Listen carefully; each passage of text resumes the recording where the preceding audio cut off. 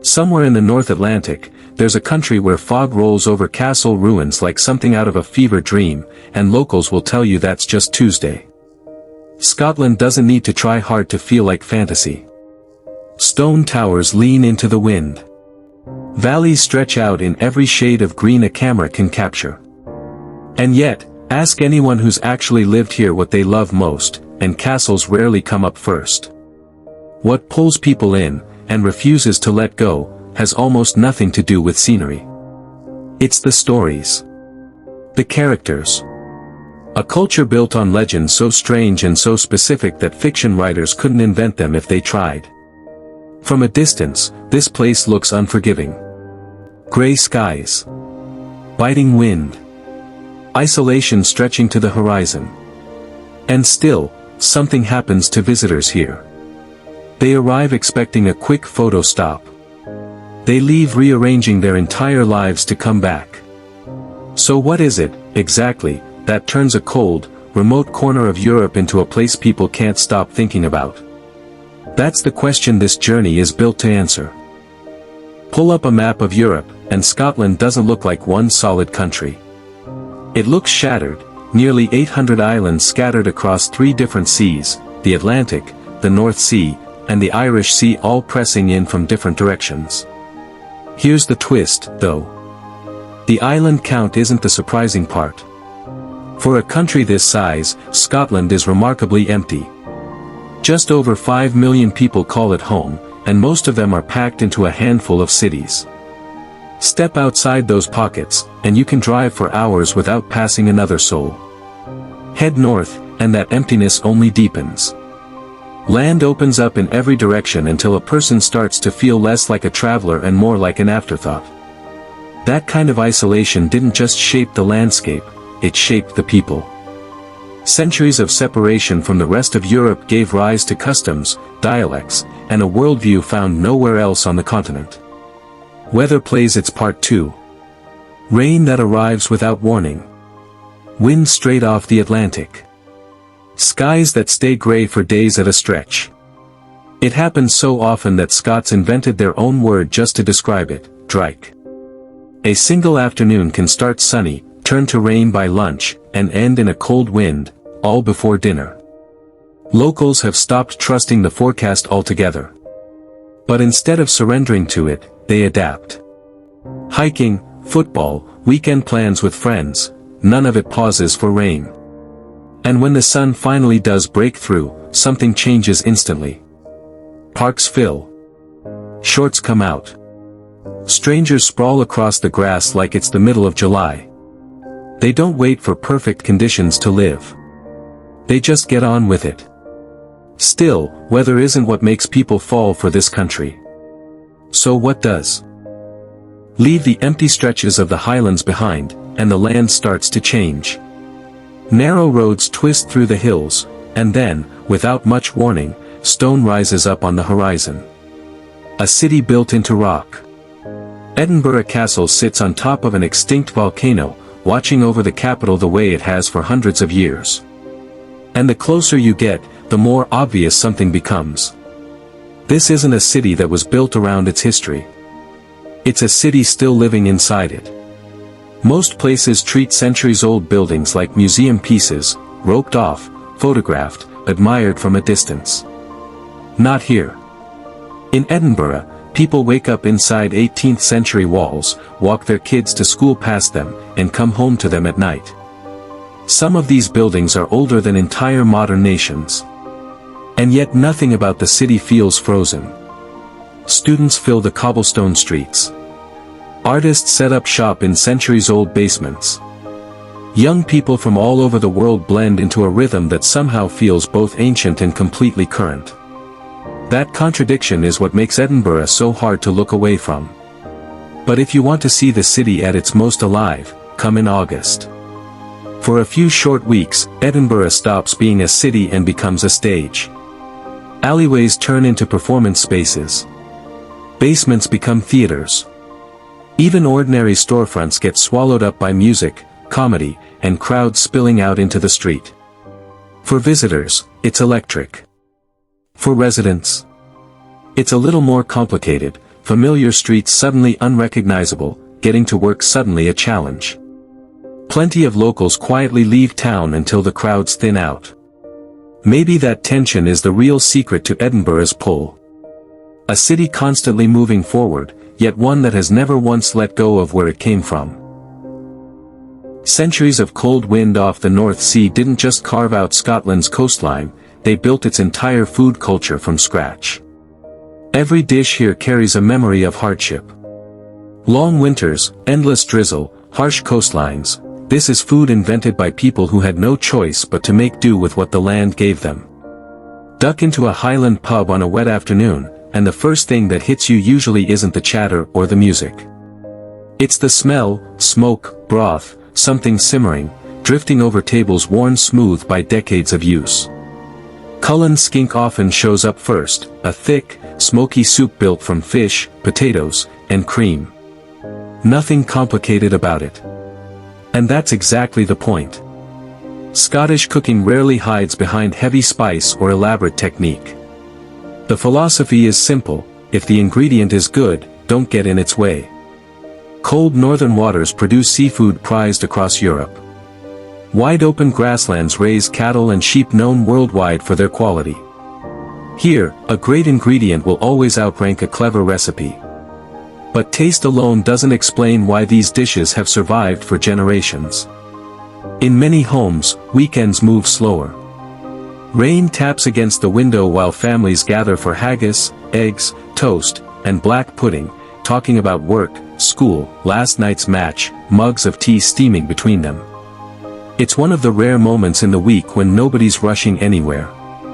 These recipes aren't just passed down for flavor. They're passed down the same way family stories are, one generation handing the next something worth remembering.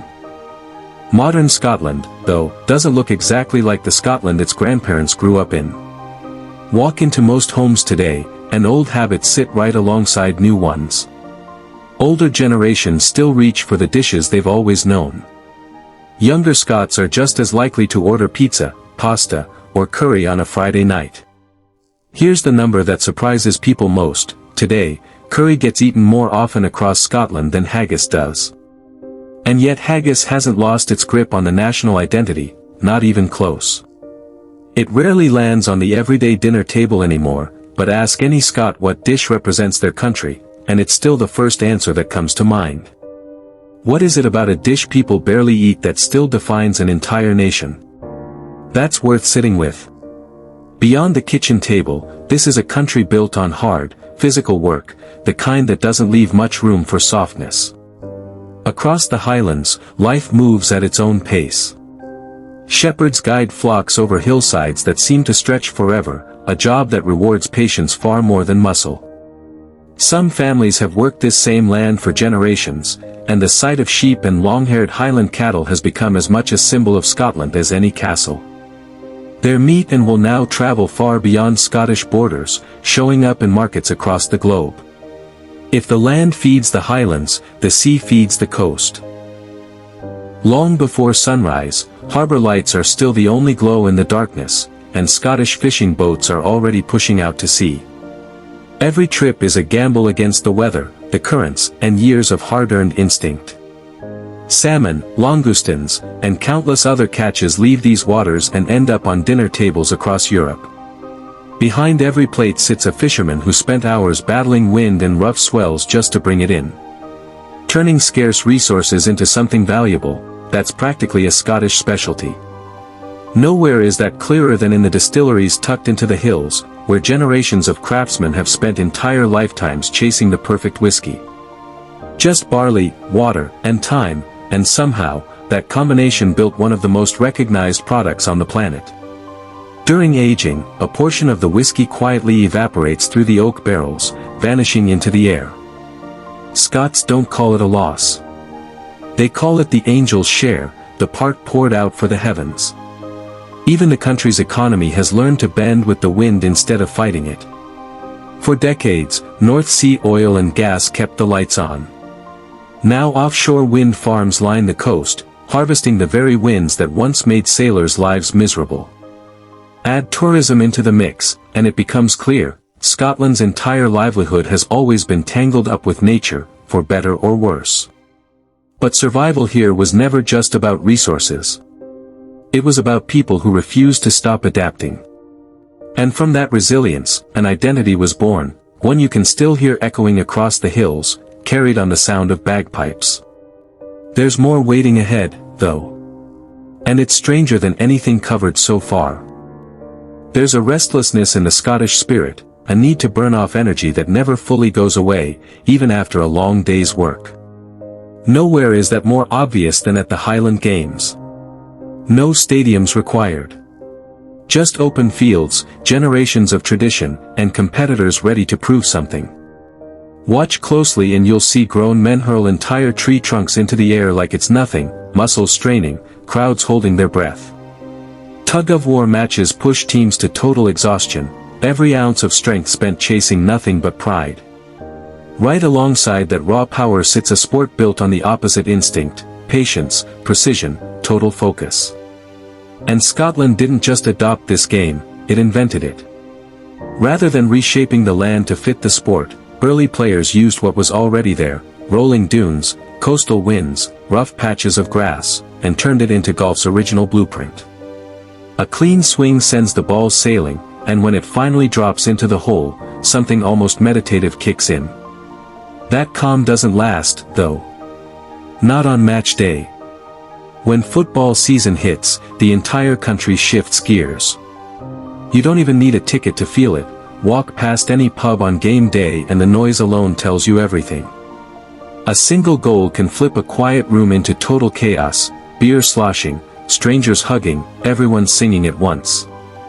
Whether they're hurling logs or losing their minds over a last-minute goal, Scots have mastered something simple, throwing themselves fully into the moment.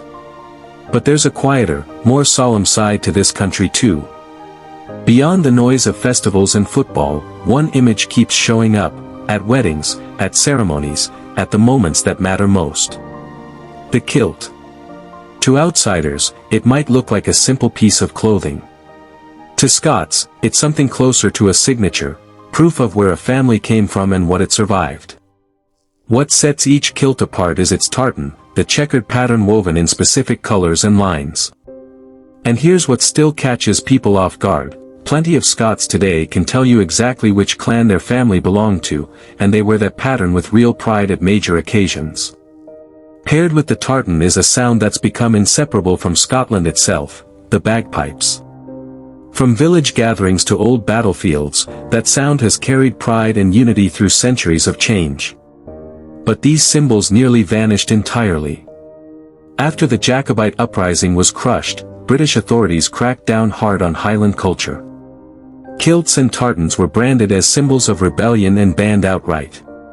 Turns out, a government can outlaw a piece of fabric. It can't erase what that fabric meant to the people who wore it. History proved that point on its own.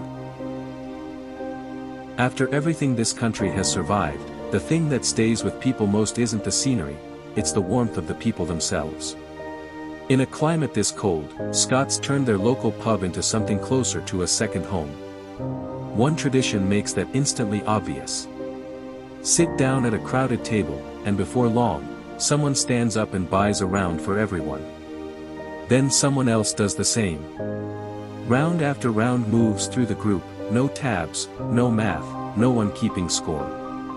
It just runs on trust. That's probably why so many travelers say the same thing.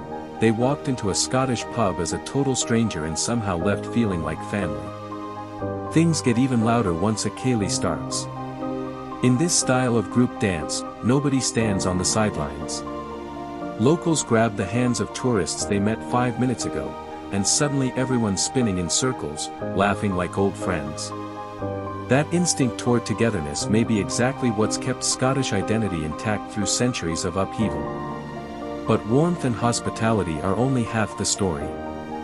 Step outside the glow of the pub, and the wilderness beyond holds mysteries that still haven't been solved. The next stop is a place that needs no introduction, Loch Ness. On the surface, the water looks calm, almost still. But its color runs strangely dark, stained by peat draining in from the surrounding wetlands.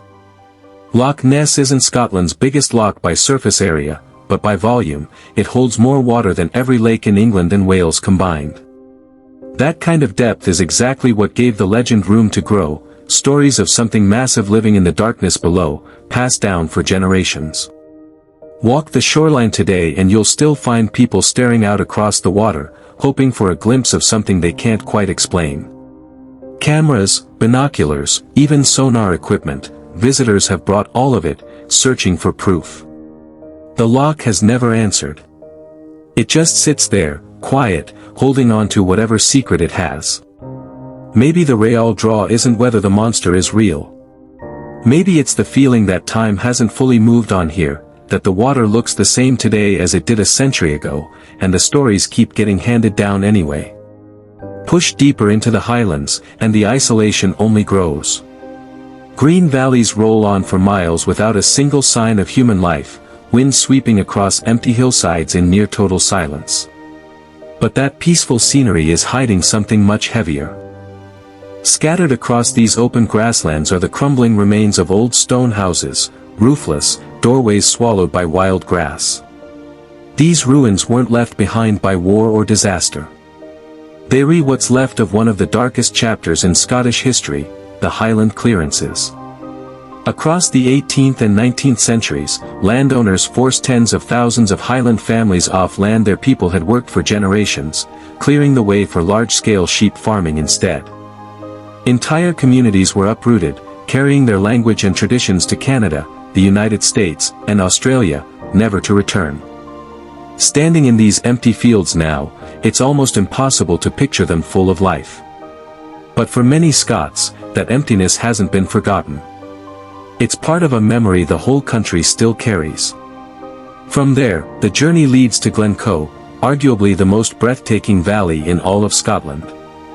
Dark peaks rise beneath silver skies, streams cut through green fields, and mist drifts slowly across the mountainside.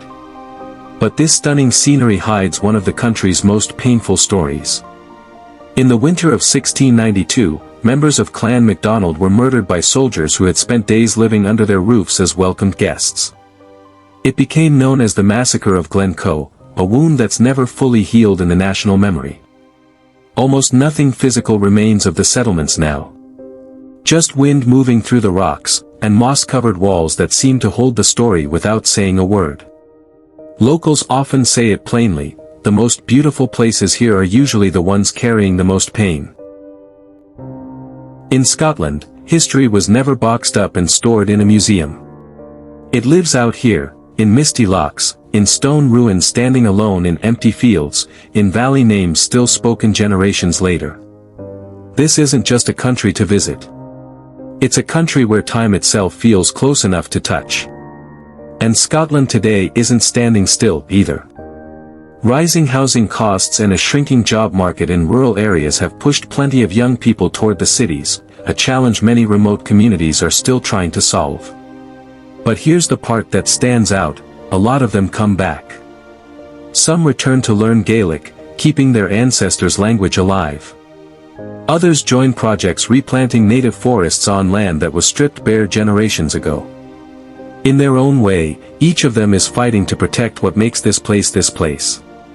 At the same time, Scotland keeps building forward, universities, research labs, growing industries pushing into fields their ancestors never imagined. So, what actually makes people fall for Scotland? It was never really about the castles, or even the scenery. It's about a people who've held on to who they are while the rest of the world kept changing around them, not out of nostalgia, but because knowing where you came from is what makes moving forward possible. That's where this journey ends, but there's already another one waiting. Next time, we're heading somewhere completely different, with new landscapes and new stories to uncover.